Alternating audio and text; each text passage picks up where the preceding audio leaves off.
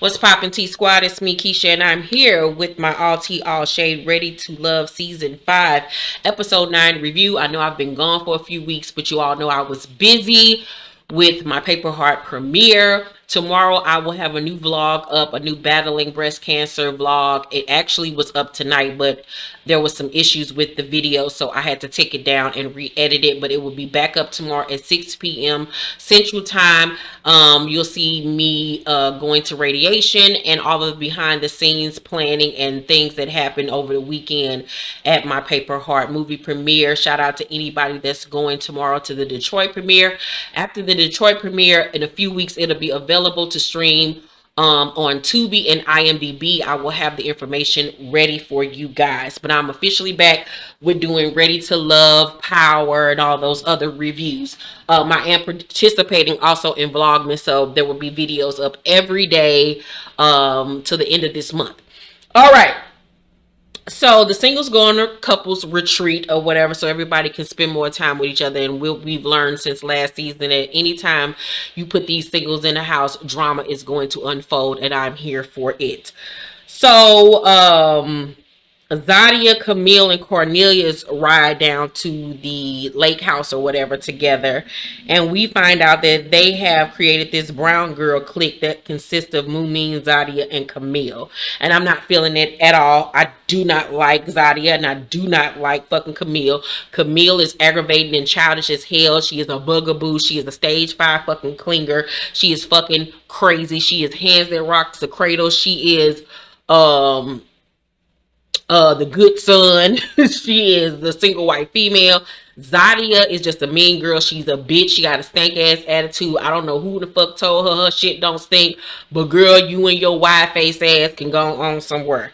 So Sabrina and Walter ride down together in the car, and she tells him that she got something to tell him, and he was like, what's up? So she tells him that she used to be a dancer for 10 years, and you could tell by his reaction that he was taken aback by that, surprised, and not really that pleased by it or happy with it. He said that for him could potentially be a red flag. And I was like, how is that a red flag? Because she used to be a dancer. The fuck? It used to be is the operative word. She's not anymore, and even if she is, okay, but nigga, get over it, because I'm pretty sure your ass up in the strip club all the goddamn time. So boy, have several. So Camille gets mad on the ride there when Zadia asks, so when y'all get married, who house y'all gonna live in? And she was like, oh girl, we're gonna get our own. We're gonna get a new house. And Cornelia was like, we just gonna take it one day at a time, when it comes to the whole marriage thing. And here go Camille acting like she in the 7th grade and somebody then stepped on her foot. Girl, and smudged her tennis shoes. She talking, I'm mad now because he didn't answer the question the right way. Bitch, y'all have known each other for 5 fucking seconds. All this marriage talk and all this shit, like, girl, have fucking several seats. You barely know this nigga. And like, girl, you've already went through several engagements. We don't even know if you're gonna still like this nigga once the camera's cut off. Have several. Like, she is childish as fuck. I do not like this girl. And I'm like, have you looked in the mirror? You are not that cute to be acting the way that you act. You look old, bitch. You look like somebody's meemaw. Have several. First of all, you look like you could be his damn mama versus his girlfriend. Like, ugh. So Walter and Mumin, we find out, have connected a lot over music and stuff like that. They even wrote a song called Stay Right, Don't Go Left, and all this bullshit together. So when they get to the house, which is beautiful, by the way, they immediately gravitate towards the piano and start playing and singing, thinking they Cheryl Pepsi Riley and Luther Vandross and somebody, thinking they Peaches and Herb. I don't know what the fuck they thought was going on. So, she really feeling him or whatever, but you also know that he has a connection with Sabrina, and she was saying, with us all being together, I don't really know how this is going to go, but nobody should be jealous because we all know where each other stand. So we also find out that Zadia is Dante's number one, but he ain't really been feeling like she's been reciprocating her feelings back towards him. So he starts to focus more on Aisha, who I really, really like. She's from New York. I just like her style. She has a very strange look to her face, but it's pretty. You know what I'm saying? It's kind of like alligatorish, crocodile-ish, but it's cute on her. She looked like some type of animal. I don't know what, but she's a cute little animal. And she got a cute little shape. So he's focusing more on her. And like I said, out of all the guys this season, I felt like Dante was the best looking guy there. He would have been like the only one I would have been remotely attracted to.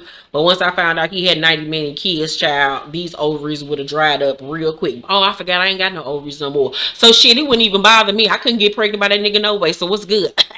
So it's the girl's week to send a guy home, and they gotta send the person home the next day. So they only gonna be there, I guess, overnight. I don't know if it's a weekend thing, but some nigga going home the next day. So then we see Walter again at the piano, but this time he is with Sabrina. And this time they on some Rick James and may she rest in peace. What's the girl name? The white lady that he used to sing with all the time. I don't know why I want to call her Lisa. That is not that lady name. Y'all know who the fuck I'm talking about. Y'all will tell me down below in the comment section. But they was sitting up there thinking they was them or some shit. Sabrina comes over there. She was like, oh, as soon as she saw them sitting at the piano, she was feeling some type of way.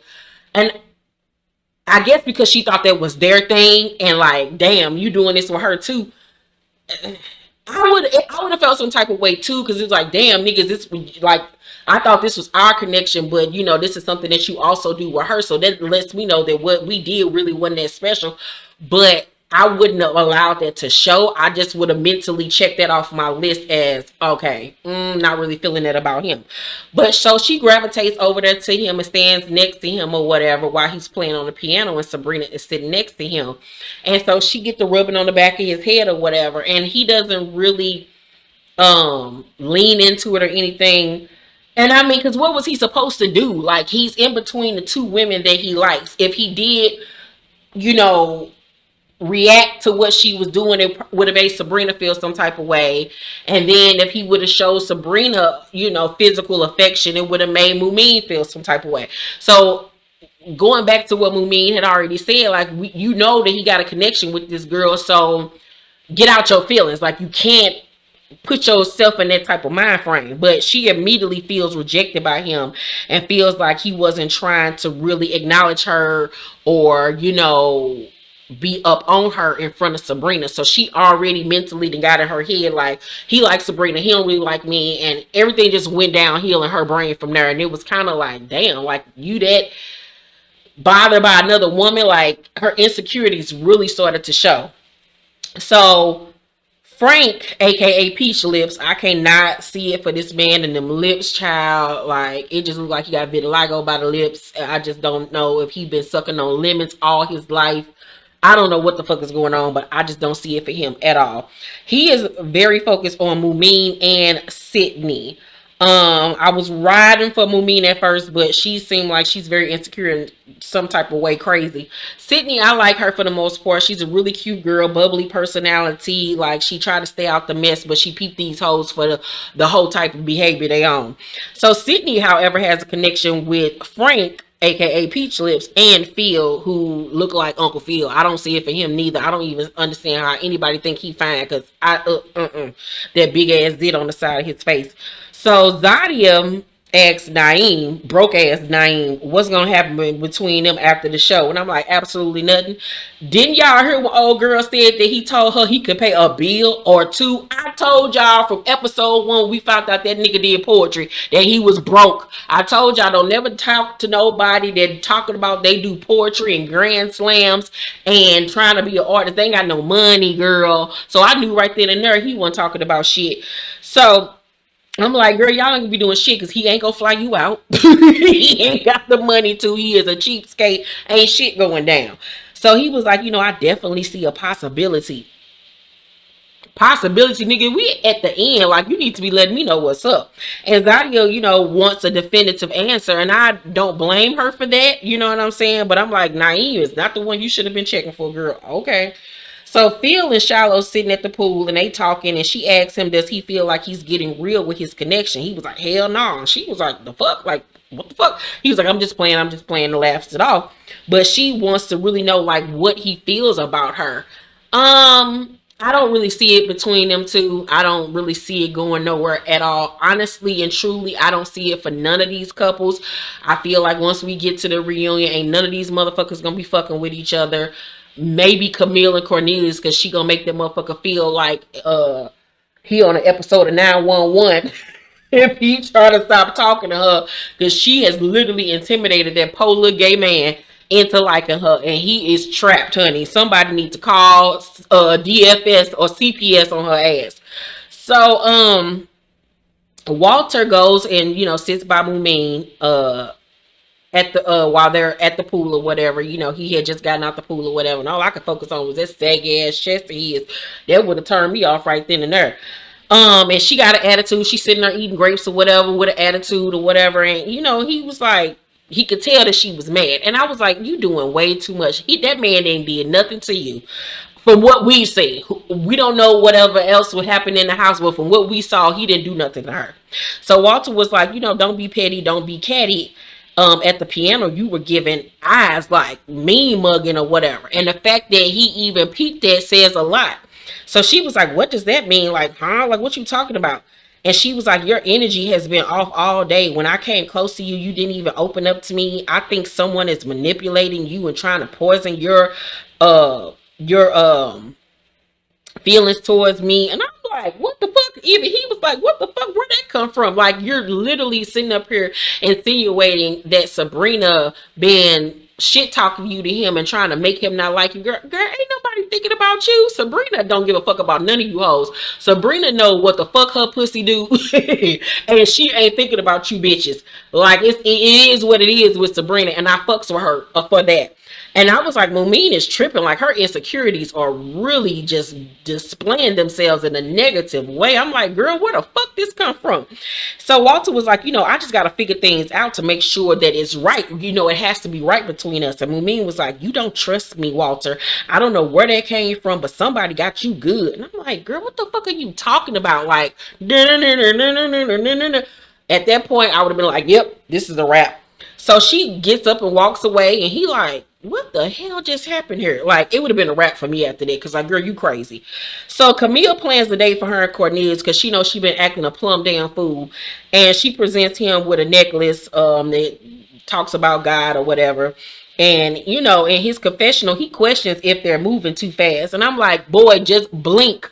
One for yes, two for no. Like, nigga, he need to be like in a car spelling out help me in the fog. Like, boy, have one of your cousins come fuck her ass up. Don't be scared of her.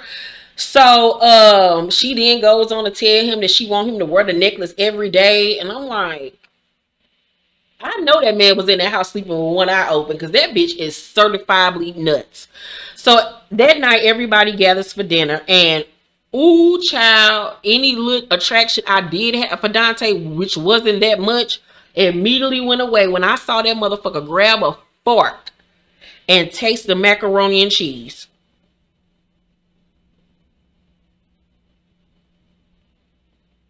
You don't do no shit like that when it is a community of people that got to eat. That just turned me off. I know he ain't double fisted and put the fork back in there, but still, that just turned me off. Because what if your hair was from that beard would have got in the food? Like, nope, I was over it. So everybody at the table, and Cornelia sits next to Camille, and she was like, aren't you supposed to be sitting across from me? And he was like, you want me to sit across from you? She was like, yeah. The nigga tried to be nice and sit next to your rowdy Piper looking ass. Like, girl, fuck. I want to fight her. So his punk ass get up and go sit across from her. Everybody's eating, and I forgot who posed the question. I think it might have been Aisha about how everything is going with the whole process or whatever. And Dante feels like Camille and Cornelius are in a possessive relationship, and I was like, child, we all know that. So Camille was like, some people ain't got no reason to be concerned because they made their connections. And I was like, granted, but other people's haven't. And at this, during this whole process, you have stopped Cornelius from building any connections with anybody else. But you can't even really blame it on Camille that he is so pussy whipped and such a punk ass nigga that he won't stand up to her ass. Like I said, I halfway don't even know if he like girls no way. So Aisha was like, at some point, I wished I drank because she is tired of Camille and Zadia and this little mean girl clique of theirs. Like, they are annoying as hell. So Camille was like, we'll see y'all at the reunion. And Zadia crack up laughing. And it's just like, what are y'all doing? Like, the fuck? How old are we?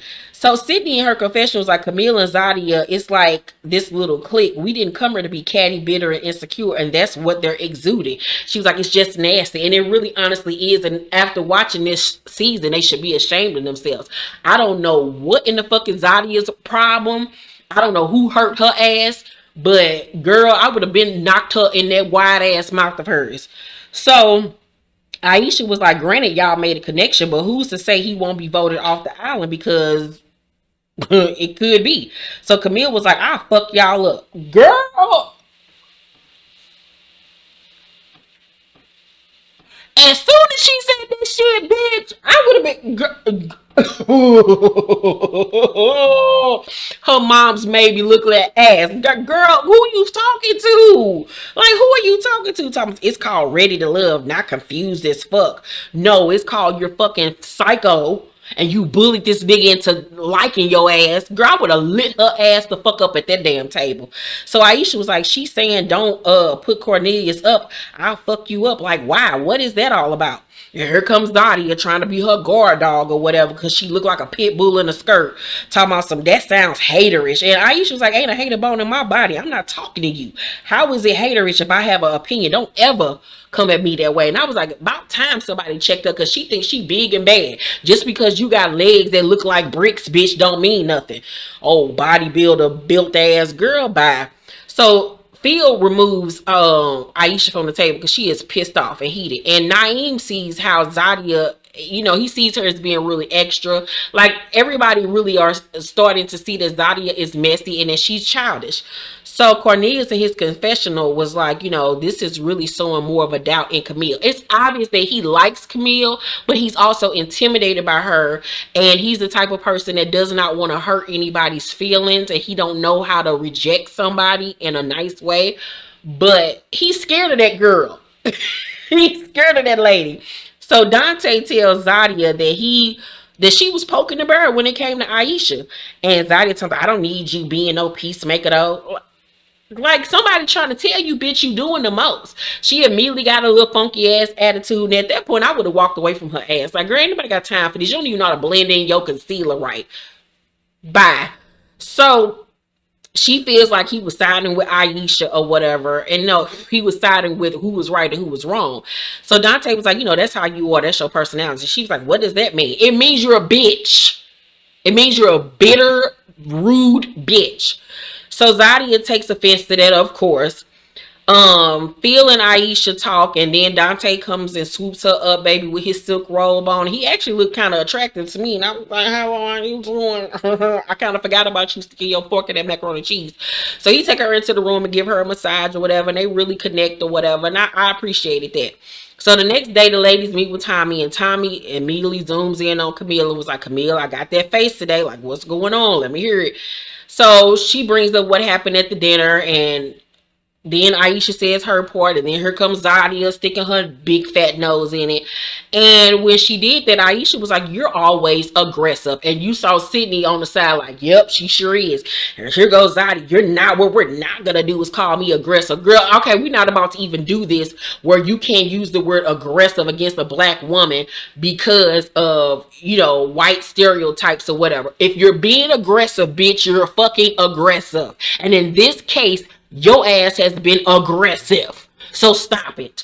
So Tommy shuts the whole thing down. Was like, we're not about to do this. I don't even give a fuck about that. We're here to talk about love.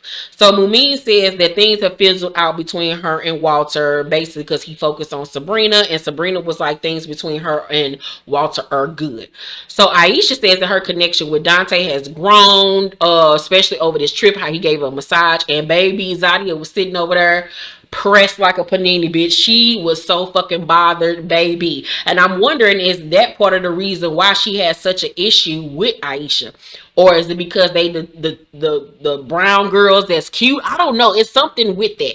So Zadia in her confession was like, Aisha came out of left field. Yeah, you weren't checking for her, maybe because you thought that she wasn't cute or something, or you thought, I don't know what you thought, that you was better than her or something. But like, girl, so Zadia says that she likes that Naeem has given her the space to like figure things out. Girl, you don't even like that man. You don't like nobody here. It's obvious that you don't like nobody there. You need to go home.